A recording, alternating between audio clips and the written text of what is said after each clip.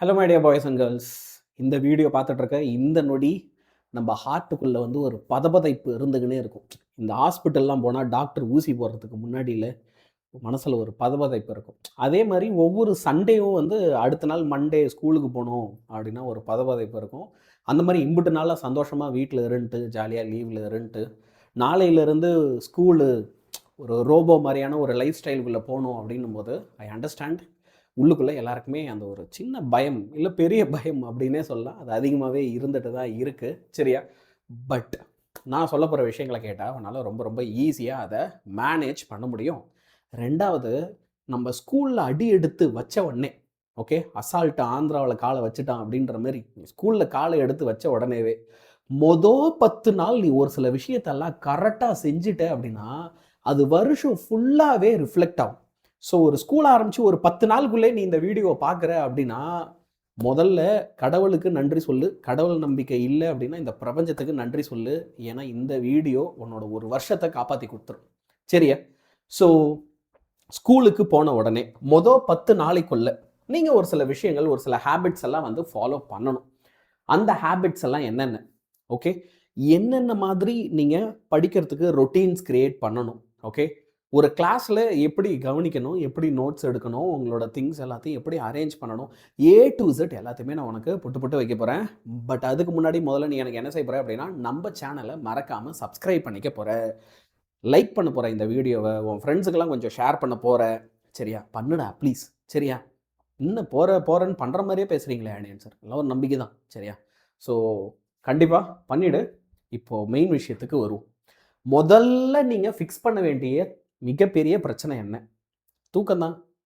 இம்புட்டு நாளாக ஸ்லீப் சைக்கிள்னு ஒன்று கிடையவே கிடையாது இல்லையா? அட்லீஸ்ட் ஒரு 15-20 நாளாக வந்து பார்த்தோன்னா இஷ்டமேனிக்கு தூங்குறது. அதுவும் அப்படியே ஃபோனை வச்சுன்னு பார்த்துக்கினே இருப்போம். பார்த்த மீமே 4வது வாட்டி வரும், பார்த்த ரீலே 4வது வாட்டி வரும். எப்போ? நைட்டு 2:45 3 மணிக்கு. இருந்தாலும் எல்லாத்தையும் பொறுமையாக 6 முறை பார்த்துட்டு தான் தூங்குவோம். காலையில் இஷ்டமேனிக்கு எழுந்திரிப்போம். மொதல் விஷயம், நீங்கள் ஸ்கூலுக்கு போன உடனே ஃபிக்ஸ் பண்ண வேண்டியது உங்களோட ஸ்லீப் சைக்கிள் தான். ரெகுலராக ஒரே டைமில் தூங்க ஆரம்பிங்க. ரெகுலராக காலையில் ஒரே நேரத்தில் எழுந்திரிக்க ஆரம்பிங்க. சரியா? Sleep and wake up at school timings from day 1. இந்த டே 1ல இருந்தே கரெக்டான நேரத்தில் தூங்க போகிறது, கரெக்டான நேரத்தில் காலையில் எழுந்திரிக்கிறதுன்றத நீ ஃபாலோ பண்ண ஆரம்பிச்சிட்ட அப்படின்னா உன்னை எந்த ஒரு அந்நிய சக்தியாலையும் வந்து தடுத்து நிறுத்த முடியாது வாழ்க்கையில் சாதிக்கிறதுல. அது மட்டும் போதுமா? படிக்கிறது வேணாமா அப்படின்னா முதல்ல இதை செய்யணும் பாஸ், அப்புறம்தான். சரியா? ரொம்ப லேட் நைட்லாம் பழைய மாதிரி ஓகே முழிச்சிட்டு இருக்காத. இன்னைக்கு நீ நைட்டு தூங்க போகும்போதே நிறைய பேர் ஃபேஸ் பண்ணுவோம். அவ்வளோ சீக்கிரம் தூக்கம் வராது. அப்படியே படுத்துக்கினே இருப்போம், தூக்கம் வராது. ஆனால் நீ ட்ரை பண்ணிகிட்டே இரு. எவென்ச்சுவலி உனக்கு ப்ராப்பராக தூக்கம் வர ஆரம்பிச்சிடும். ஏன்னா ஒரு பிரெயின் ப்ராப்பராக தூங்கலை, அது ஸ்லீப்பியாக இருக்குது அப்படின்னா அப்போது அது ரொம்ப சோர்வாக இருக்கும். கிளாஸில் போயிட்டு உன்னை கிளாஸை கவனிக்க விடாது. சரியா? ரெண்டாவது, முதல் நாள்ல இருந்தே நீ கிளாஸ் அட்டன் பண்ணுற அப்படின்னா ஒவ்வொரு கிளாஸையும் ப்ராப்பராக நல்ல சீரியஸாக கவனி. சீரியஸ்னால் எப்படி சார்? டீச்சரை வச்ச கண்ணு வாங்காமல் இப்படி முறைச்சி பார்த்துட்டு இருக்கிறதா அப்படின்னா அந்த மாதிரி இல்லை. என்ன நான் அவன்கிட்ட சொல்ல வரேன் அப்படின்னா, இப்போ ஃபஸ்ட்டு ஃபியூ கிளாஸஸ் நம்ம ஸ்கூலுக்கு போகும்போது எப்பயுமே வந்து பார்த்தீங்கன்னா இந்த வருஷம் எப்படி இருக்க போகுது, உனக்கு என்னென்ன சப்ஜெக்ட்ஸ் இருக்க போகுது, இதோட பேசிக்ஸ் என்ன, இதெல்லாம் வந்து டீச்சர்ஸ் அதிகமாக டிஸ்கஸ் பண்ணுவாங்க. அப்போ இதெல்லாம் ரொம்ப முக்கியமாக கவனிக்க வேண்டிய ஓகே ஒரு விஷயம் வந்து உங்ககிட்ட இருக்குது. ரெண்டாவது, இந்த நேரத்தில் தான் சிலபஸ் என்ன, எக்ஸாம் பேட்டர்ன் என்ன, நீ என்ன மார்க் எடுத்தால் உனக்கு சேஃப்ன்ற விஷயங்கள் கூட டீச்சர்ஸ் உங்ககிட்ட சொல்லுவாங்க. So it is very very important. ஒவ்வொரு கிளாஸும் ஸ்டார்டிங்லேயே 10 நாள்லேயே ஒழுங்காக சீரியஸாக அட்டன் பண்ணணும். ரெண்டாவது, உனக்கு ஏதாவது டாஸ்க் கொடுக்குறாங்க, ஹோம்ஒர்க் கொடுக்குறாங்க, இல்லை படிச்சுட்டு வான்றாங்கன்னா அதெல்லாம் அன்றைக்கே படிச்சிரு. இப்போ நான்லாம் ஸ்கூல் போகும்போது நான் எப்படி இருப்பேன் அப்படின்னா, என்னை பொறுத்த வரைக்கும் ரைட்டிங் ஒர்க்கை தான் நான் ஹோம்ஒர்க்காக கன்சிடர் பண்ணுவேன். இதெல்லாம் படிச்சுட்டு வான்னு ரீடிங் ஒர்க்கு கொடுத்தா என்னை பொறுத்த வரைக்கும் அது ஹோம்ஒர்க் இல்லை, நான் அதை பண்ணவே மாட்டேன். அப்புறம் தள்ளி போய் எக்ஸாம் அன்றைக்கி தான் கடைசியில் படிப்பேன். அந்த தப்பை நீ செய்யாத. அந்த தப்பை நான் 11th செஞ்சேன், 11th நான் நல்ல மார்க் எடுக்கல. இந்த தப்பை போய் நான் 12th திருத்திக்கிட்டேன், 12th சூப்பராக படித்தேன். புரியுதா? நீ இப்போவே தெரிஞ்சிரு. நீ 9th 10th 11th 12th இந்த வீடியோ பார்க்குற இந்த நொடியே தெரிஞ்சிரு. உன்னை ஸ்கூலில் என்ன சாப்டர்ஸ் நடத்திட்டு அதை ரிவைஸ் பண்ணிட்டு வான்னு சொன்னாலும் அன்னன்னைக்கே ரிவைஸ் பண்ணிவிடு. ஏன்னா ஃபஸ்ட்டு வீக்லேயே உனக்கு பேக்லாக் இருக்குது அப்படின்னா அது மிகப்பெரிய தலைவலியாக உனக்கு எதிர்காலத்தில் மாறிடும். இப்போயிலிருந்தே ஒவ்வொரு சப்ஜெக்ட்டுக்கும் ப்ராப்பராக நோட் புக்ஸ் போடுங்க. எல்லாத்தையும் ப்ராப்பராக ஆர்கனைஸ் பண்ணி வைங்க. பெரிய தப்பு ஸ்கூலோட ஸ்டார்டிங்கில் நம்மலாம் என்ன செய்வோம் அப்படின்னா, எல்லாத்துக்கும் நோட்டு இந்நேரம் வாங்கியிருக்க மாட்டோம். இல்ல ஸ்கூல்ல குடுப்பாங்க அப்படின்னு நம்ம வெயிட் பண்ணிட்டு இருப்போம். அதனால ஒரே நோட்ல எல்லாத்தையும் எழுதுறது. எழுதிட்டு அப்புறம் அதெல்லாம் எங்க தூக்கி போட்டோம் அப்படின்னே தெரியாது. ஸோ ப்ராப்பரா நோட் புக்ஸ் எல்லாம் வந்து ஆர்கனைஸ் பண்ணு, லேபிள் பண்ணி வை. சரியா? டைம் டேபிளுக்கு ஏத்த மாரி கரெக்ட்டா அரேஞ்ச் பண்ணி வச்சுக்கோ. இன்ஃபேக்ட் உனக்கு கொஸ்டின் பேப்பரு, ஃபார்முலா ஷீட்ஸு இதெல்லாம் எடுத்து ஏன்னா துண்டு துண்டு பேப்பராக படிக்கிற பொருட்கள் நிறையா இருக்கும். அதெல்லாம் எடுத்து ஒரு ஃபைல் போட்டு, ஒரு ஃபோல்டர் போட்டு பத்திரமா எடுத்து வை. ஸ்டிக்கி நோட்ஸ் எல்லாம் ஒட்டி முக்கியமான பாயிண்ட்ஸ் எல்லாம் எழுது. இதெல்லாம் முதல் நாள்ல இருந்தே ஆரம்பி. 2 நாளில் ஃபாலோ பண்ணிட்டு விட்றதில்ல. வருஷம் ஃபுல்லாக ஃபாலோ பண்ணணும். சரியா? டெய்லியுமே ஒரு 20லேருந்து 30 மினிட்ஸ் கண்டிப்பாக ரிவைஸ் பண்ணுங்க. ஸ்கூலில் ஓகே அவங்க நடத்துகிறாங்க, நடத்தலை, படிக்க சொன்னாங்க, சொல்லலை. நீ வீட்டுக்கு வந்து என்ன செய்யணும் அப்படின்னா ஒரு 20லேருந்து 30 மினிட்ஸ் கண்டிப்பாக படிச்சுட்டே இருக்கணும். இது வருஷம் ஃபுல்லாக தொடரணும். ஈவன் சண்டேஸில் கூட ஒரு 20லேருந்து 30 மினிட்ஸ் நம்ம புக் எடுத்து வச்சு படிக்கணும். சரியா?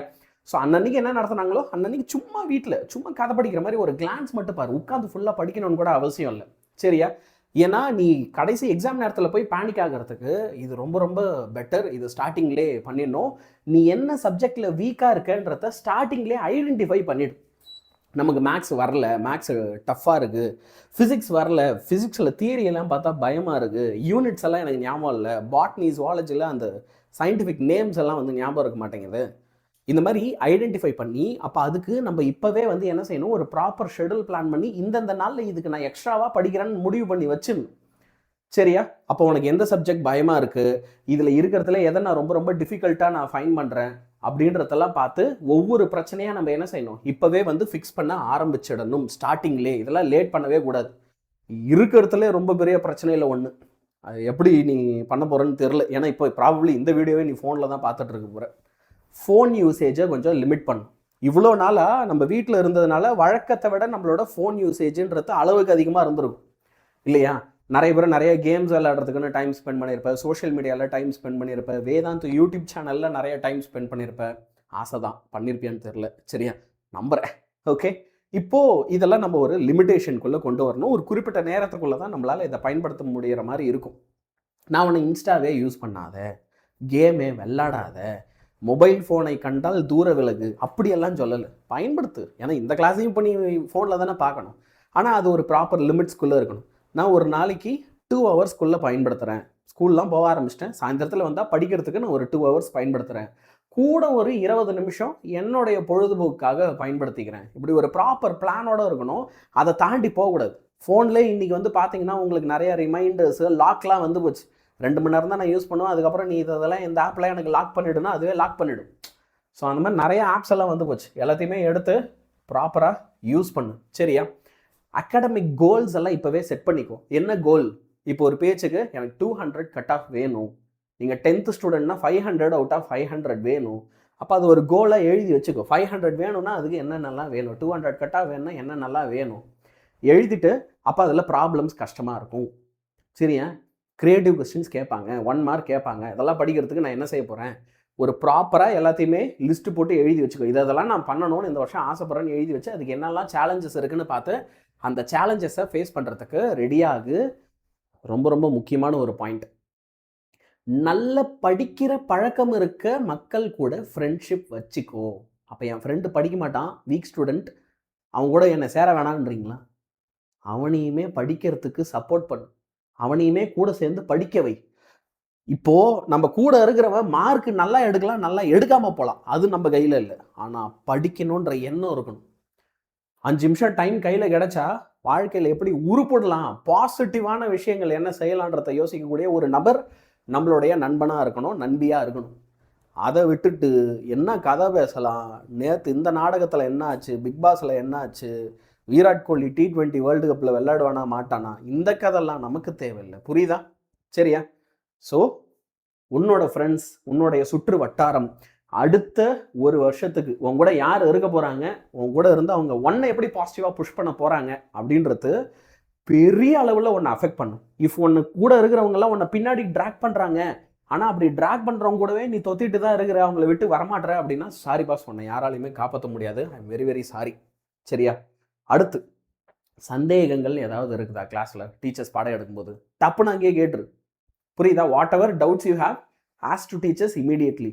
இல்லை பரவாயில்ல, நான் அப்புறமா வீட்டுக்கு போய் படிச்சுக்கிறேன், இல்லை கூகுளில் தேடிக்கிறேன் அப்படின்னு நீயே சொல்லிட்டு உட்காந்துருக்கலாம். சத்தியமாக நீ அதெல்லாம் வீட்டுக்கு வந்து தேட மாட்டேன். இத்தனை வருஷத்தில் நம்ம செஞ்சதில்லை, இனிமேலும் செய்வோம்லாம் நீ எதிர்பார்க்காத. கிளாஸில் நல்லா ஆக்டிவாக இரு, நல்லா பார்ட்டிசிபேட் பண்ணு, டவுட்ஸ் கேளு, சரியா? நிறைய நேரத்தில் சின்ன சின்ன கேள்விகளுக்கு பதில் தெரியாமல் தான் பெரிய பெரிய கேள்விகளை நீ படிக்காமல் வச்சிருப்ப. அந்த தப்பை நீ பண்ண வேண்டாம். இப்போலேருந்தே ஃபார்முலா ஷீட் போடு, சரியா? உனக்குன்னு ரஃப் நோட் ஒன்று பத்திரமா எடுத்து வாங்கி வச்சுக்கோ. அதில் கீ பாயிண்ட்ஸ் எல்லாம் அப்பப்போ எழுதி பாரு, ஓகே? அதுலேயும் மேக்ஸு, ஃபிசிக்ஸு, கெமிஸ்ட்ரி, பயாலஜிக்கு இது வேறு லெவலில் யூஸ்ஃபுல்லாக இருக்கும். நீ அப்பப்போ ஒரு சில பாயிண்ட்ஸ் எல்லாம் அதில் எழுதி பார்த்துக்கிட்டே வா, சும்மா கிரிக்கிட்டே வா, சரியா? ஏற்கனவே நான் சொன்னது இன்னும் கொஞ்சம் விலாவரியாக சொல்ல. கிளாஸில் எப்பயுமே நல்லா ஆக்டிவாக பார்ட்டிசிபேட் பண்ணு. ஒரு பேச்சுக்கு டீச்சர் ஒரு கேள்வி கேட்குறாங்க, உனக்கு பதில் தெரியும்னு நீ நினைக்கிறேன்னா வாயை திறந்து பதிலை சொல்லு. ஒருவேளை தப்பாயிடுச்சுன்னா என்ன பண்ணுறது ஆனியன் சார்? அசிங்கப்படுன்ற. நீ எல்லாம் சிரிப்பாங்க உன்னை பார்த்து. பரவாயில்லன்ற. என்ன ஆனியன் சார் இப்படி பேசுகிறீங்க? ஆமாண்டா, அப்படி ஒரு தப்பு பண்ணி போன எல்லாரும் பார்த்து சிரிச்சிட்டாங்கன்னா நீ அது கரெக்டான ஆன்சரை படிச்சுட்டதுக்கு அப்புறம் அது மறக்காது. ஏன்னா லைஃப் ஃபுல்லாக குத்தும். இன்னைக்கு எல்லாம் நம்மளை பார்த்து சிரிச்சாங்களே, இதான் கரெக்டான ஆன்சர் அப்படின்னு உன் மூளை உனக்கு ஆன்சரை எடுத்து கொடுக்கும், சரியா? நமக்கு அட் எண்ட் ஆஃப் த டே நீ ஜெயிச்சே இல்லையான்றது தான் மேட்டர். கிளாஸில் உன்னைய பார்த்து 4 பேர் சிரிச்சாங்களா இல்லையான்றது மேட்டர் இல்லை. சரி, அப்படியே இல்லைனாலும் ஃப்ரீ விட்டுரு. ஆனால் தெரிஞ்சா வாயை திறந்து சொல்லு. ஆன்சர் தெரிஞ்சால் கூட கம்முன்னு உட்காந்துருக்காத. சொல்கிறவன் சொல்லட்டும் எதுக்கு அப்படின்லாம் இருக்காது. நிறைய டவுட்ஸ் கேளு. கிளாஸில் பயங்கர எங்கேஜிங்காக இரு, சைலண்ட் அப்சர்வராக இருக்காத. இது நமக்கு எதுக்கு வம்பு, இருக்கிற இடம் தெரியாமல் இருந்துரும், அந்த மாதிரிலாம் நீ இருக்காத. ரெண்டாவது, ஒன்றை நீ யாரு கூடயும் போய் கம்பேர் பண்ணாத. ஆனியன் சார் சும்மா விளையாடாதீங்க, நாங்கள் ஒன்று எங்க கூட யாரையும் கம்பேர் பண்ண மாட்டோம். எங்கள் அப்பா அம்மா, எங்கள் ரிலேட்டிவ், எங்கள் டீச்சரு, நீங்களாம் தான் எல்லாரையும் எங்களை மற்றவங்க கூட கம்பேர் பண்ணுறீங்க. நான் சொல்கிறேன், ஒவ்வொரு வாட்டியும் ஸ்கூலில் எக்ஸாம் பேப்பரை கொடுக்கும்போது எடுத்த உடனே உன் ஃப்ரெண்டு மார்க்கு போய் பார்க்குறியல்ல, எதுக்கு பார்க்குற? உன்னோட கம்மியாக இருக்கானான்னு தானே பார்க்குற. கம்மியாக இருந்தால் மனசு குழுக்குழுன்னு இருக்குல்ல. 1/2 மார்க் அதிகமாக எடுத்துட்டானா அடி வயிறு எரியுது இல்லை? அப்போ கம்பேர் பண்ணுறதா நீயும். இன்ஃபேக்ட் எங்கள் எல்லாரை விட அதிகமாக கம்பேர் பண்ணுறது நீ தான். நான் உன்கிட்ட கேட்டுக்கிறதுலாம் என்னென்னா, அந்த கம்பேரிசன்லாம் தூக்கி ஓரம் வச்சிரு.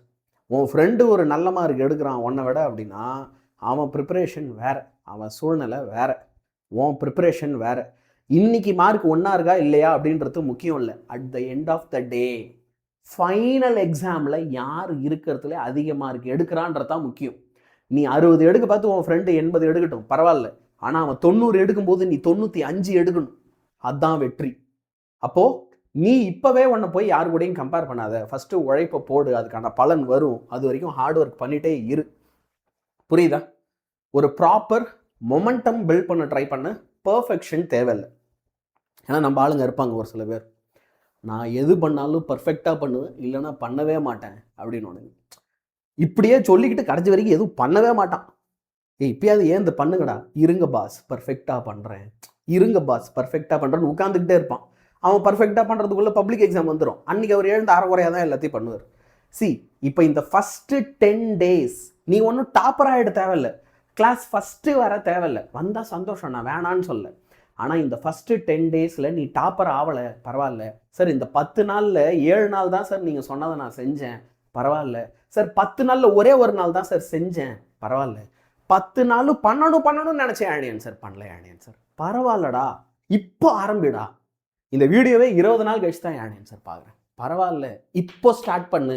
It is never got dam too late. You have to understand that. It is never too late. புரியுதா? இங்கே நீ பர்ஃபெக்டாக இருக்கிறதுக்கு வரல, இங்கே மொமெண்டம் பில்ட் பண்ணு. நீ ஒரு விஷயத்தை செய்ய ஆரம்பிக்கிறியா, தொடர்ந்து அதை செஞ்சுட்டே இரு.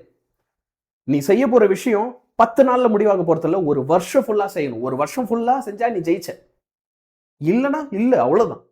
அப்போ அதுக்கேற்ற மாதிரி லைஃப்பை அக்செப்ட் பண்ணிங்கன்னு கிடைக்கிறத வச்சுக்கிட்டு வாழ கற்றுக்கணும். நீ அப்படியே இருக்க போகிற? கிடைக்கிறத வச்சுட்டு வாழ போறியா, இல்லை உனக்கு என்ன கிடைக்கணுன்றத நீ முடிவு பண்ண போறியா? அது உன் கையில் தான் இருக்கு. நீ தான் முடிவு பண்ணணும்னா இதில் நீ பயங்கர ஸ்ட்ராங்காக இருக்கணும். அதை என்றைக்குமே மறந்துடாது.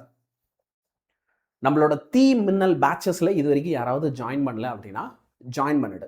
என்ன ஆனியன் சார் தீ மின்னல் பேட்ச்னா என்னது? அது ஒரு ஆன்லைன் டியூஷன்.